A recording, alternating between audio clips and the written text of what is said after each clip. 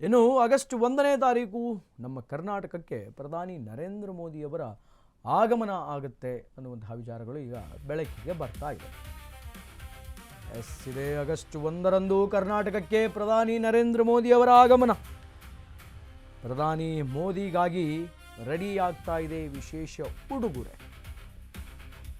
ರಾಮಕೃಷ್ಣ ಆಶ್ರಮಕ್ಕೆ ಭೇಟಿ ನೀಡಲಿರುವಂತಹ ಪ್ರಧಾನಿ ಮೋದಿ, ವಿವೇಕ ಸ್ಮಾರಕ ಉದ್ಘಾಟನೆ ಮಾಡಲಿರುವಂತಹ ಪ್ರಧಾನಮಂತ್ರಿ ನರೇಂದ್ರ ಮೋದಿಗಾಗಿ ಸ್ವಾಮಿ ವಿವೇಕಾನಂದರ ಮೂರ್ತಿಯನ್ನು ಗಿಫ್ಟ್ ರೂಪದಲ್ಲಿ ನೀಡಲಾಗ್ತಾ ಇದೆ.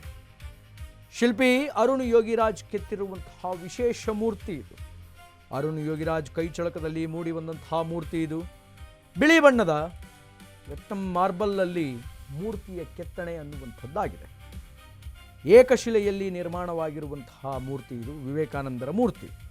ಕೇವಲ 15 ದಿನಗಳಲ್ಲಿ ಈ ಮಾರ್ಬಲಿನ ವಿವೇಕಾನಂದರ ಪ್ರತಿಮೆ ತಯಾರಾಗಿದೆ, ರೂಪುಗೊಂಡಿದೆ. ಇದರ ತೂಕ ಬಂದು 8.5 kg, ಇದರ ಉದ್ದ ಬಂದು 1.5 ಅಡಿ. ವಿವೇಕಾನಂದರ ಮೂರ್ತಿಯ ಲಕ್ಷಣ ಇದೆ. 8.5 kg ತೂಕ ಇದೆ, 1.5 ಅಡಿ ಉದ್ದ ಇದೆ. ಆಗಸ್ಟ್ 1ನೇ ತಾರೀಕು ನರೇಂದ್ರ ಮೋದಿಯವರು ಕರ್ನಾಟಕಕ್ಕೆ ಬರ್ತಾರೆ, ರಾಜಧಾನಿ ಬೆಂಗಳೂರಿಗೆ ಬರ್ತಾರೆ. ಪ್ರಧಾನಿ ಮೋದಿಯವರ ಆಗಮನಕ್ಕೆ ಈಗ ಗಿಫ್ಟ್ ಒಂದು, ವಿಶೇಷ ಉಡುಗೊರೆಯೊಂದು ರೆಡಿ ಆಗ್ತಾ ಇದೆ. ಬೆಂಗಳೂರಿನ ಬಸವನಗುಡಿಯ ರಾಮಕೃಷ್ಣ ಆಶ್ರಮಕ್ಕೆ ಪ್ರಧಾನಮಂತ್ರಿ ಮೋದಿಯವರು ವಿಸಿಟ್ ಮಾಡಲಿಕ್ಕಿದ್ದಾರೆ. ಕಾರಣ ಏನು ಅಂತಂದರೆ, ವಿವೇಕ ಸ್ಮಾರಕ ಉದ್ಘಾಟನೆಯನ್ನು ನರೇಂದ್ರ ಮೋದಿಯವರು ಅವತ್ತು ಮಾಡ್ತಾರೆ, ಆಗಸ್ಟ್ 1ನೇ ತಾರೀಕು ಮಾಡ್ತಾರೆ. ಹೀಗಾಗಿ ನರೇಂದ್ರ ಮೋದಿಯವರಿಗೆ ಏನಾದರೂ ಗಿಫ್ಟ್ ಕೊಡಬೇಕಲ್ವಾ, ಆ ಕಾರಣಕ್ಕೆ ದೃಶ್ಯಾವಳಿಯಲ್ಲಿ ನೀವು ಏನು ನೋಡ್ತಾ ಇದ್ದೀರಿ, ಆ ವಿವೇಕಾನಂದರ ಒಂದು ಮಾರ್ಬಲಿನ ಪ್ರತಿಮೆ, ಏಕಶಿಲೆಯ ಮಾರ್ಬಲಿನ ಪ್ರತಿಮೆಯನ್ನು ಗಿಫ್ಟ್ ರೂಪದಲ್ಲಿ ನೀಡಲಾಗ್ತಾ ಇದೆ. ಇದನ್ನು ಕೆತ್ತನೆ ಮಾಡಿದ್ದು ಅರುಣ್ ಯೋಗಿರಾಜ್. ಯಾವ ಇವತ್ತು ಅಯೋಧ್ಯೆಯ ರಾಮನ ಮೂರ್ತಿಯನ್ನು ಕೆತ್ತನೆ ಮಾಡಿದರೋ ಅದೇ ಅರುಣ್ ರಾಜ್, ಖ್ಯಾತ ಶಿಲ್ಪಿ, ಇದನ್ನು ಕೆತ್ತನೆಯನ್ನು ಮಾಡಿದ್ದಾರೆ. ಮುಕ್ತಿದಾನಂದ ಮಹಾರಾಜರಿಗೆ ನಾನು ಧನ್ಯವಾದ ತಿಳಿಸ್ತೇನೆ. ಯಾಕಂದರೆ ನಮ್ಮ ಮೈಸೂರಿಗೆ ವಿವೇಕಾನಂದರು ಬಂದು ಇಲ್ಲಿ ಉಳ್ಕೊಂಡಿದ್ರು, ಒಂದು ವಾರದ ತನಕ ನಿಂತು ಮೈಸೂರಿನಲ್ಲಿ ಒಂದು ಒಡನಾಟ ಇತ್ತು ಅಂತ ಒಂದು ವಿಷಯದ ಬಗ್ಗೆ ಒಂದು ಮೆಮೋರಿಯಲ್ನ ಮಾಡಿದ್ದಾರೆ, ಸುಂದರವಾದ ಮೆಮೋರಿಯಲ್. ಆ ಒಂದು ಸಮಯಕ್ಕೆ, ಆ ಒಂದು ಉದ್ಘಾಟನೆಗೆ ನಮ್ಮ ದೇಶದ ಹೆಮ್ಮೆಯ ಪ್ರಧಾನಮಂತ್ರಿಯವರು ಬರ್ತಾ ಇದ್ದಾರೆ. ಅದಕ್ಕೆ ಬರುವ ಸಮಯದಲ್ಲಿ ನಾನು ಒಂದು ರಿಕ್ವೆಸ್ಟ್ ಮಾಡಿಕೊಂಡೆ, ನಾನು ವಿವೇಕಾನಂದರದ್ದು ಒಂದು ಪ್ರತಿಮೆಯನ್ನು ಮಾಡಿಕೊಡ್ತೀನಿ ಸರ್ ಕಲ್ಲಿನಲ್ಲಿ ಅಂತ. ಇಮಿಡಿಯೇಟಾಗಿ ಅವರು ಒಪ್ಕೊಂಡ್ರು.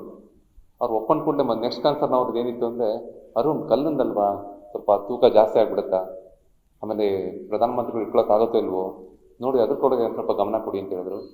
ನಾನು ಅದಕ್ಕೆ ಇಲ್ಲ ಸ್ವಾಮೀಜಿ, 10 kg ಒಳಗಡೆ ಬರುವಂಗೆ ನಾವು ಮೂರ್ತಿಯನ್ನು ನಿರ್ಮಾಣ ಮಾಡೋಣ. ನನಗೆ ಸಾಮಾನ್ಯವಾಗಿ ಏಕಶಿಲೆಯಲ್ಲಿ ಮಾಡೋದು ಬಹಳ ಶ್ರೇಷ್ಠ, ಮತ್ತು ನನಗದು ಬಹಳ ಚಾಲೆಂಜಿಂಗು, ನನಗೆ ಅದು ಇಷ್ಟ. ಆ ರೀತಿಯಲ್ಲಿ ಏಕಶಿಲೆ ನಾವು ವಿಯೆಟ್ನಾಂ ಮಾರ್ಬಲ್ನ ಯೂಸ್ ಮಾಡಿದ್ದೀವಿ. ಈ ಒಂದು ಮಾರ್ಬಲ್ನ ವಿಶೇಷತೆ ಏನಂದರೆ ತುಂಬ ಬೆಳಪಾಗಿದೆ, ಎಲ್ಲೂ ಕಪ್ಪು ಚುಕ್ಕಿ ಇರೋದಿಲ್ಲ.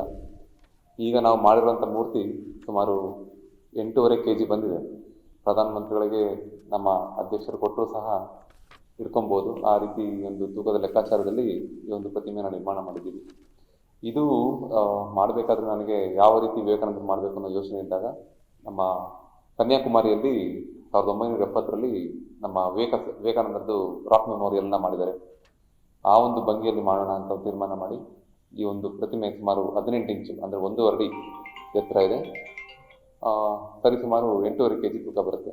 ಇದಕ್ಕೂ ಮುಂಚೆನೂ ಸಹ ನಾನು ಪ್ರಧಾನಮಂತ್ರಿಯವರಿಗೆ ನೇತಾಜಿ ಸುಭಾಷ್ ಚಂದ್ರ ಬೋಸನ್ನು 2022ರಲ್ಲಿ ನಾನು ಒಂದು ಉಡುಗೊರೆಯಾಗಿ ಕೊಟ್ಟಿದ್ವಿ. ಆ ಒಂದು